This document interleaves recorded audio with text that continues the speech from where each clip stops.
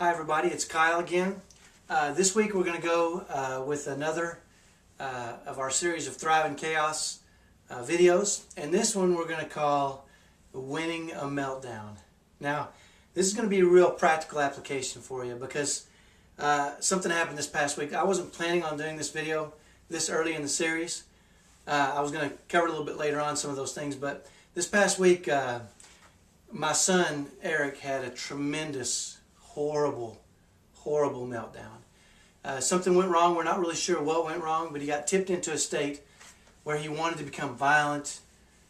He just was screaming mad, and was kicking walls and ripping doors off hinges, and some of those things that you may have experienced. And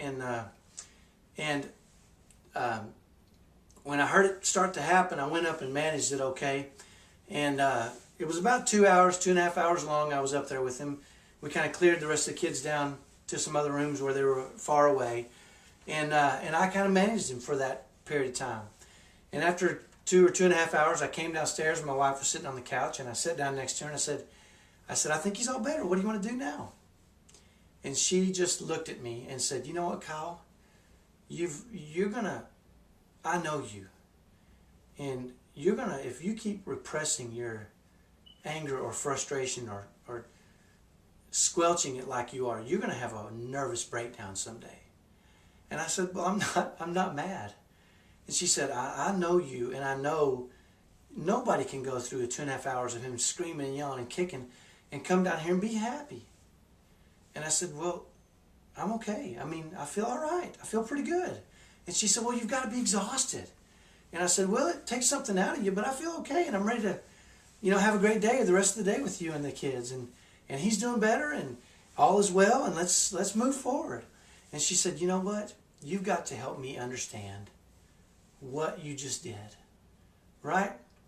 And so we had a conversation where my wife is really good at drawing out a lot of things I do subconsciously. And I've trained myself to use triggers and other things to really manage things as well as I can. But I didn't really understand my process from top to bottom when it comes to sometimes these horrible, tremendous meltdowns. And so she kind of drew that out for me, and that's what I want to share with you today, which is pretty interesting to me. Once I started to understand what I was doing, I realized that it can be helpful for other people. So we're going to cover that today. We call it Winning a Meltdown, and there's basically 4 steps to this, okay? And I'm going to share those steps with you. So the first step is this, is I don't have any false expectations with Eric or any of my kids, right? I realize that Eric's going to have meltdowns. I realize that may or may not stop for the rest of my life, okay? So if I come home and he has a meltdown and I'm surprised by it, then that's my fault, right? Because I know he's capable, and that is going to happen to him occasionally. So to have a false expectation for me is just a mistake. So I don't have false expectations now. I don't look forward to them, and I don't expect them, but when they happen, I'm not surprised. So I find myself in a better state. And so that's step number 1 is don't have false expectations. If you have a child that does certain things, for you to imagine that they're never going to do them again, or maybe they won't do them today, and when they do, you're shocked and upset, we've got to stop that. What we need to understand is that these kids are our kids, and they are who they are. Now, obviously, we want to help them and move them beyond that, and we'll talk about that in some future videos. By our actions, we'll help them move beyond that. But for us to just decide that they may stop one day is probably a false expectation. Now, if they do, fantastic. I'm excited. But let's not set ourselves up for failure by having those false expectations to begin with. So number 2, when I know he's having a meltdown and I know there's going to be problems, I, first of all, put myself in a physically better state, right? I don't know if you know this, but when you stand up straight and when you smile, you feel better. You can't not feel better, right? As a matter of fact, if you were to think of something that bugged you, your body would go into a slump state. And so what I do when I realize I'm going to have a battle on my hands with him is I want to win. And so I put myself in a productive state. And I walk upstairs with power, and I feel good, and I walk in and I start the process with him, and I say, it's okay, buddy. Tell me what happened. And I approach him properly, and I'm calm, and I'm happy, and I like to win the encounter. Okay, that's the second thing. I plan on winning, and I'm going to do whatever it takes to win.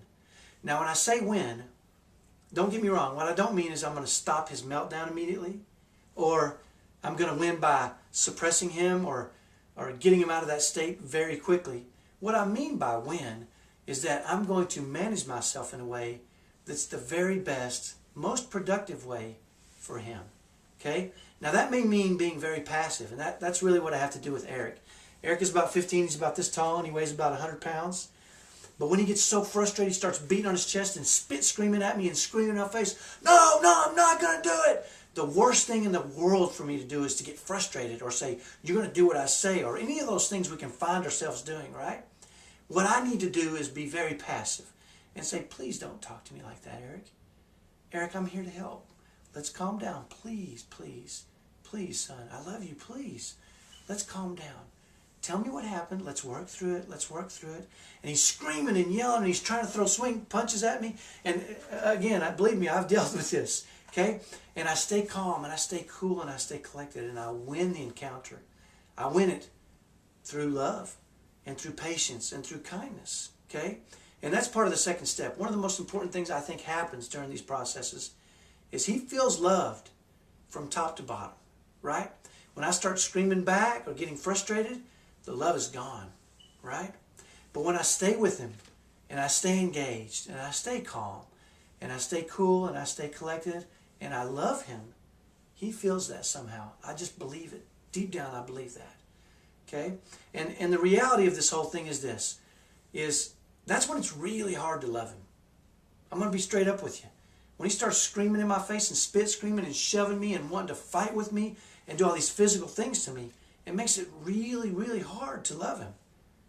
But I work really hard to love him at that point. And I know if I do, throughout that process until he's come down and he's de-escalated and he's sitting down, what generally will happen is that he will sit down in his bed and he'll start to cry and he'll put his arm around me and he'll say, I'm sorry, Dad. And I'll say, it's okay, buddy. I know sometimes we get upset. But we need to try to manage it better, right? And I can talk to him, and we have these conversations, and hopefully I can get through some information and use that meltdown as an opportunity to help him grow and to help me grow, right? So the first step is no false expectations. The second thing is I win. I win through kindness and patience and love, right? And because I've managed myself in a way that's best for him. Now the number 3 thing, and this is where my wife was confused, right? Because when I came downstairs, I said, what do you want to do? Let's do something. And she said, where are you getting, you've got to be exhausted. And the reality is, you know this. A 2.5-hour meltdown will exhaust you. You'll be spent, right? But I don't really want to do that. I don't want a meltdown at 10 a.m. in the morning to ruin the rest of the day for us. I can't have that, right? I've got other children. I've got my wife. I don't want to be incapacitated for the rest of the day. And so I do one of the techniques I learned way back when, in the old days when I used to box a little bit. And let me tell you, I wasn't a very good boxer. I learned a few lessons. The number 1 lesson was I shouldn't have done it because I wasn't very good. But one of the other things I learned was this. When you're boxing and you get what they call punched out because you've been throwing punches and your arms feel so heavy you can't hold them up, that should trigger you to hold them up. Because the minute you drop them, you get the snot beat out of you in a boxing ring. Right? And people, in their boxing, they look for those times when other people get punch tired. And it's easy for you to see it if you watch boxing before. So you trigger yourself to raise those hands, and you always have that reserve energy, right? And you learn, I've always got a little bit more energy just to get my hands up, right? And so what I do is I call on that reserve energy.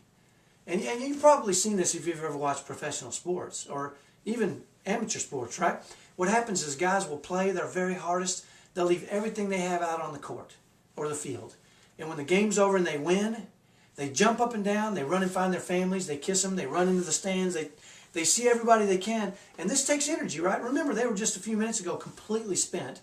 Now all of a sudden they're running all over the stadium trying to find everybody they know. And sometimes if it's a championship, they'll go out and party all night long. Well, where did this energy come from? Well, we all have it. We all have reserve energy. And what we can do after a meltdown is draw on this reserve energy, right? To give everybody else we love our very best. We can't let them sap our energy. Now, and the final thing I do, so that's the first 3 things. There's no false expectations. I like to win, and I'm going to win those encounters. I call in reserve energy once it's over. And the final thing I do is I celebrate these small victories, right? Now, as a kid, I didn't celebrate very well, but I learned to celebrate small victories with Eric. You know, if I managed myself in a way that was productive for him, even if he had a horrible meltdown and I walked out of that room and I knew I did what was right and I gave him the love that he needed during that event, when I walk out of that room, I say, yes, yes, yes, I want that energy. I want to be filled with that energy, with the energy that can come with the celebration of knowing that I managed it in a way that was best, right?